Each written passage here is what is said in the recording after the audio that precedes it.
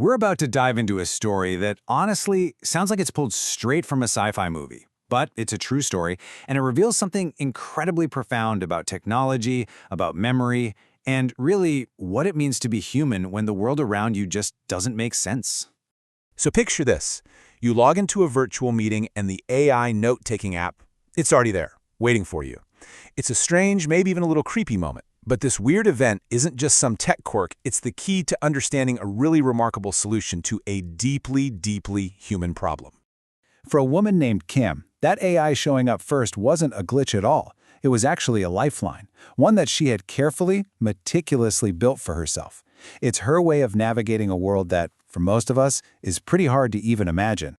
To really get why an AI assistant is so incredibly crucial for Kim, we first need to understand the huge internal challenge she's facing every single day.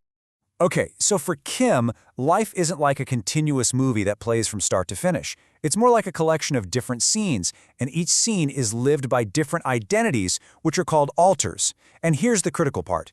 The memories from one scene don't always carry over to the next. So what does that actually feel like? Well, it's a constant state of chaos. Just imagine having conversations you have no memory of, or vital information from a doctor's appointment just vanishing. The world can feel like it's shifting under your feet without any warning, leaving you feeling just perpetually off balance. This quote just captures that feeling of powerlessness so perfectly. As her alter, Adrian, explains, it's like being a single, helpless little cog, trying to work without ever seeing the whole machine. You're forced to make decisions with incomplete information, and reality itself starts to feel distorted.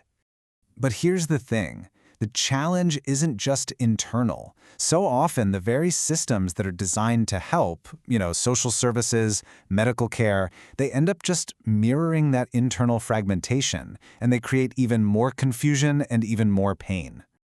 I mean, look at this. This is Kim's reality. For more than a year, she's been completely trapped in this bureaucratic maze. Every step, every form, every single phone call just leads right back to where she started. It's this endless loop of failed promises and just total frustration.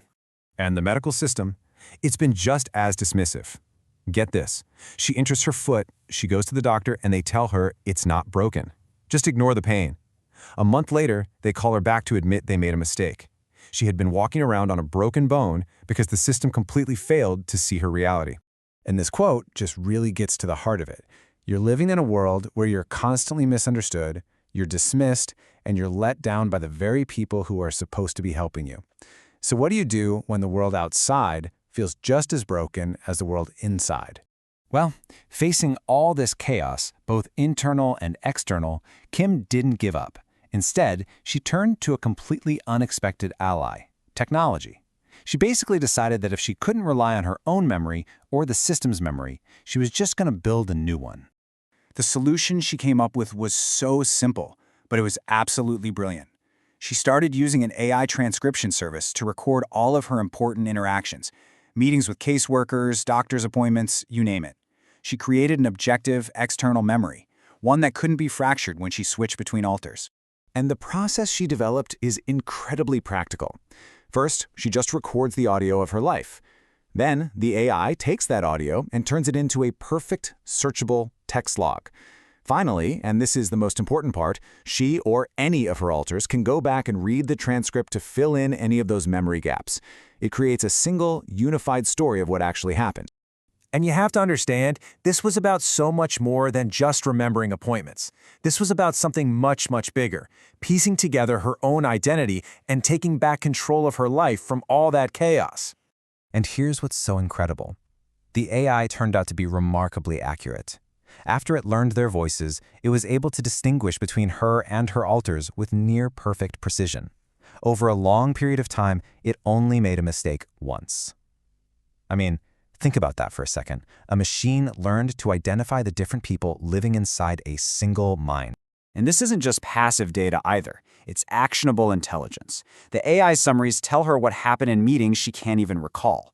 Reading the transcripts helps her pinpoint what might trigger a switch or emotional distress.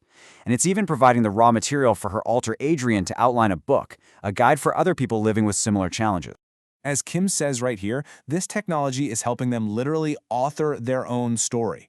It's taking all of these shattered, fragmented moments and weaving them into a single voice, a coherent narrative that they can finally understand and, most importantly, control.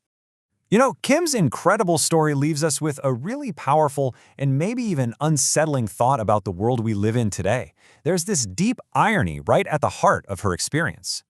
See, on the one hand, you have the human world, the doctors who dismissed her pain, the social workers who lost her in a sea of paperwork. These human systems were a source of confusion, of dismissal, of broken promises. And then, on the other hand, you have the machine, a non-human intelligence, an algorithm that gave her the objective, reliable, consistent record she so desperately needed. When the human systems failed, it was technology that handed her the tools to make sense of her own humanity. Which really leaves us with this one last question to think about. As our world gets more and more complex, and our own institutions struggle to keep up, are we walking into a future where we need technology not just for convenience, but to help us be seen, to be heard, and to be remembered?